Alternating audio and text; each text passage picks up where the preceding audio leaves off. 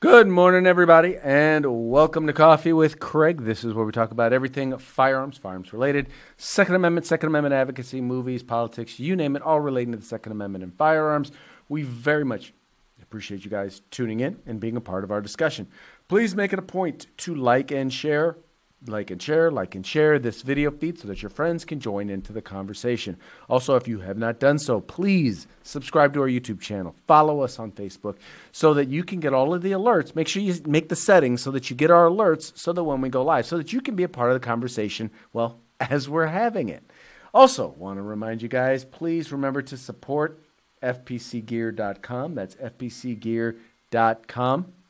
You go to FPC Gear, you can find all sorts of very cool t-shirts. So please go there. Know that every t-shirt that you buy, the proceeds will also go right back into the fight. It'll go right back into helping our battles in the court. It'll go right back into our battles in the state legislature. Wherever we're fighting, that's where the resources will go. So please go there, check them out. We got some really cool designs. We're trying to add new ones all the time. So if you've been there but haven't been there recently, please check it out. Also, want to remind you guys, we still have our ghost gun ban fight going on. We're raising money right now in order to stop the new ghost gun ban bill, the bill that basically would require background checks for all firearm parts because they don't want anybody to be able to build ghost guns out of ghost gun parts, precursor parts, or as I like to call them, dingle squats, because there's no such thing as precursor parts. But hey, I figure might as well call them dingle squats. Anyway, having said that, we're fighting the bill. We need your help. Please donate to help us. In order to encourage you to donate, we are giving away one of 4 CNC machines for those of you who are interested in building your own ghost gun. So please go ahead and do that. We're giving away 4 of them. The contest is going on until the 15th, so you need to make sure you enter to win. Now, I always say this, you do not have to donate to enter, but you do have to enter to win, so you still got to follow the link if you want to be able to get one of these machines, or at least if you want to enter for the chance to win one of these 4 machines. And while you're there, hey, why not drop off a few bucks in order to help in the fight for our rights? So please remember to do that. Contest ends on the 15th. All right, moving right along. They say, so goes California, so goes the nation. And nowhere is that more evident than when it comes to legislation, in particular bad legislation, especially when it comes to firearms. One idea that is being pushed by a Democrat there in the state of all states, North Carolina. Now, this is a bill that's being pushed by a Democrat, an Orange County Democrat. Now, California, Orange County is relatively conservative, so it's interesting this is an Orange County Democrat in North Carolina. Her name is Verla Insco, and she is introducing a bill that will institute a California-style not unsafe handgun roster. That's right, we call it the not unsafe handgun roster here in the state of California. And here is, in essence, a real brief history of what the not unsafe handgun roster is.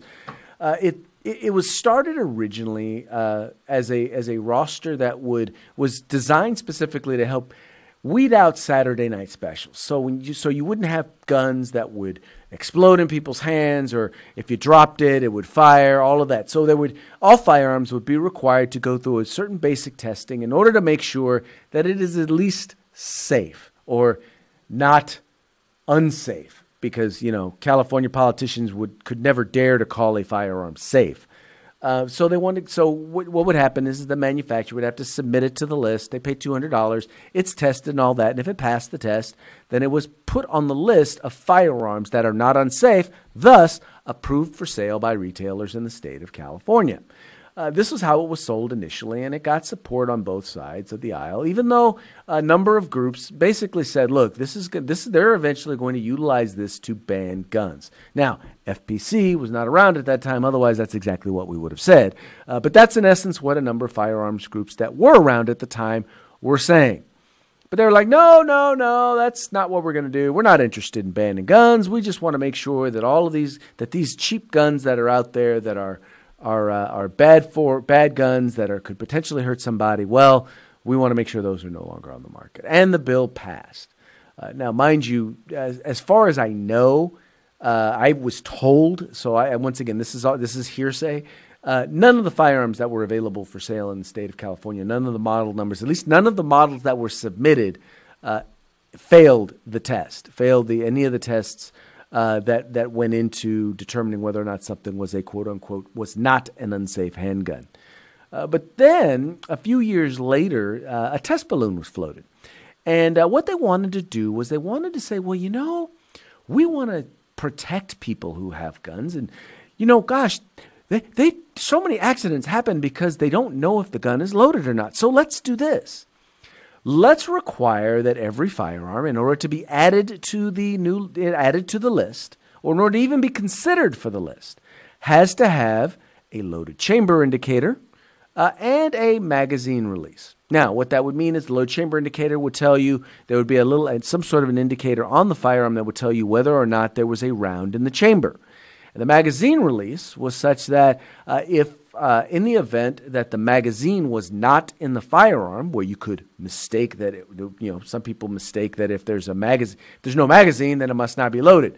Well, if the magazine is out of the gun, well, then the gun cannot fire. So those became requirements for new firearms in the state of California. Now, these had nothing to do with whether or not these were safe handguns. These were features that were now going to be required on all new model handguns. And as bad ideas do in the state of California, it passed. And therefore, a lot of manufacturers who weren't interested in doing this or providing these, in essence, none of their new model handguns were made available for sale in the state of California. Now, mind you, if you already had one that had already been approved, then you could keep selling that old model handgun. But if it was a new model, if it was new and being introduced, at this point, now it had to have loaded chamber indicator and the magazine release. Well, then came along micro-stamping, and this is when things really got interesting because the California legislative bill didn't just require micro-stamping in one place. It required micro-stamping in two places on the shell casing before when the shell was ejected, and this is for all semi-automatic handguns. So the challenge with this was multi-phase. Number one, no one was doing micro-stamping. And in fact, it specifically said that when the technology is available and public, then this will become a requirement on the roster. Well, eventually, it was created and someone had a patent on it. When the patent ran out and went to become public, well, an organization known as the Cal Guns Foundation, very good friends of ours, they actually... a representative from there actually went and bought the patent for another period of time, and delayed the implementation of this particular law. But eventually, it in fact did become fully implementable, which meant that any new handgun, any new model handgun, could no longer exist in the state. Was no longer going to be for sale in the state of California.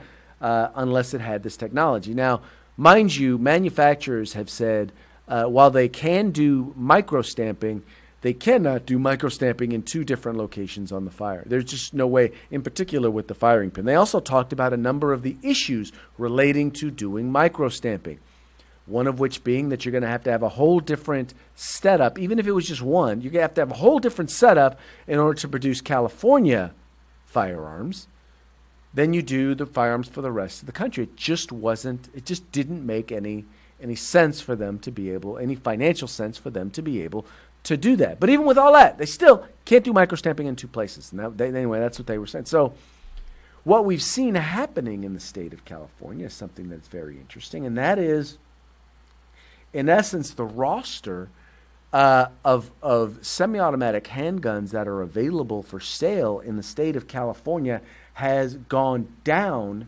dramatically. I mean, it is crazy how, well, not crazy, but what's in essence happening is that it's turned the roster into a de facto ban. And here I'll show you this real quick.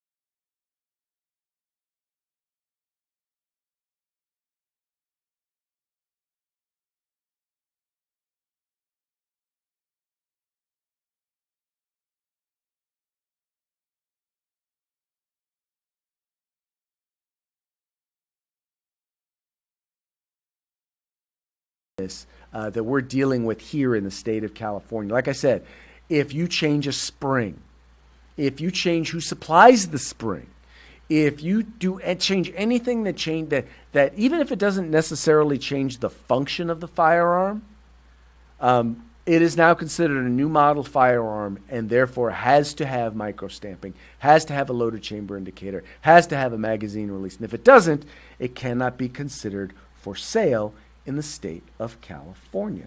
And so as a result, we've seen a significant reduction in the number of firearms that are available for sale. And this right here, what you're looking at is a graph.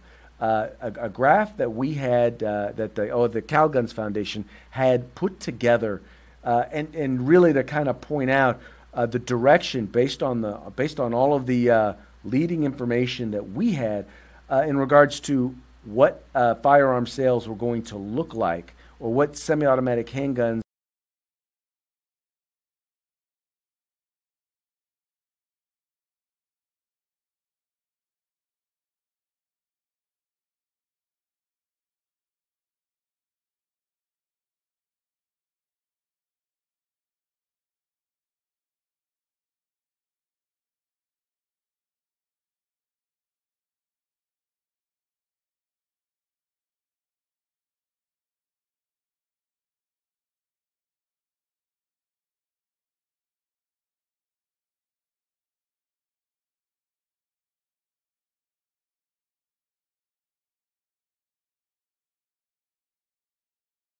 and that is exactly what it is. I mean, think about this.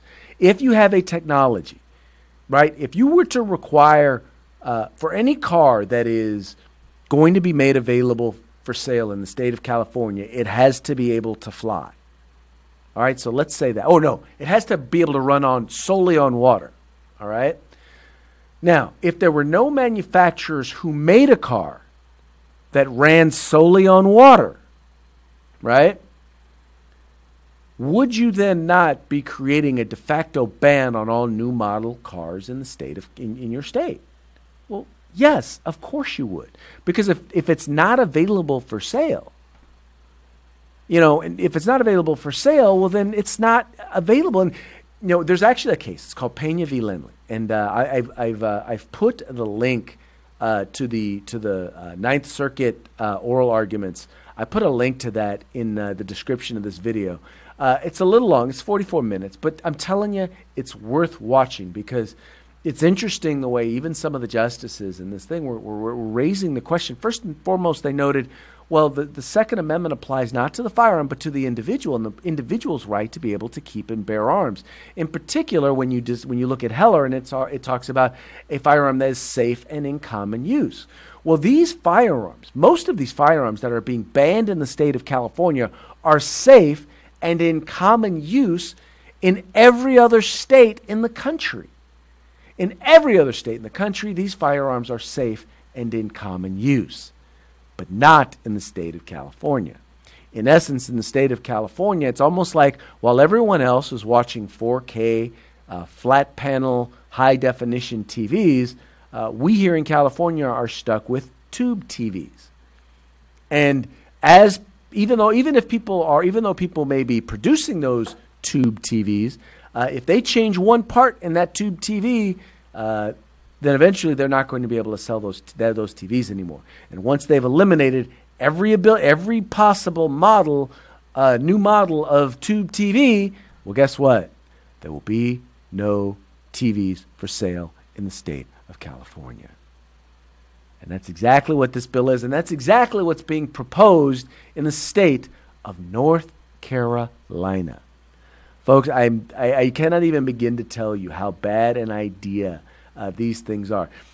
Once again, in essence what is happening is you have folks who have decided, they've decided that they're going to go around Heller. Heller means absolutely nothing to them. They have decided that you may have a right to own a firearm, but you don't have a right to buy one. And you certainly don't have a right to buy one of your choosing. And by the way, you don't have the right to buy one that is not regulated by somebody who knows absolutely nothing about firearms. In fact, we're going to require a technology that doesn't exist And we're going to require you to buy firearms that have that non-existent technology, which means the firearms are non-existent, which means these are truly the ghost guns, which we seem to be passing laws against too. I don't know. I don't get it. I really don't get it. But folks, this is an important one. You know, for those of you who are there in North Carolina or in other states who are watching this, you want to watch those oral arguments. They are getting dangerously dangerous. Well, not dangerous. They've way overstepped the line. Places like California, their attitude is screw the Constitution. We're going to do what we want, and we're going to make them, you know, work around us. We're gonna make the Supreme Court shoot us down, and that's what's. And then the circuits like the Ninth Circuit just play into that because it is so overwhelmingly left wing, and then the Supreme Court, because they won't take up any darn cases, they help out. They co-sign on some of this stuff because they're unwilling to step up and have something to say on these cases. And I'm almost certain that Pena v. Lindley is going to Lindley is going to make it to is eventually going to wind up. At least it's going to wind up being. It's going to wind up. We're going to at least be looking to go to the Supreme Court, whether it's us or whether it's the state. Somebody's going to be asking the Supreme Court to review it, and I gotta believe that they got to hear this one. But then again, you never know because they haven't heard a case since McDonald. I mean, that's how long it's been since they've heard a case dealing with the Second Amendment. Anyway, folks, like I said, we can't make this stuff up. And the oddest thing is that this is something that's being proposed in the state of North Carolina. Now, it is being proposed by a couple of North Carolina Democrats. So who knows? Maybe this idea will be DOA. At least let us hope so. Anyway, folks, thank you so very much for tuning in. Thank you so much for being a part of the fight for our civil rights. Remember, got to use them or you're going to lose them. You guys take care. If you like our videos, follow, subscribe, like, and share.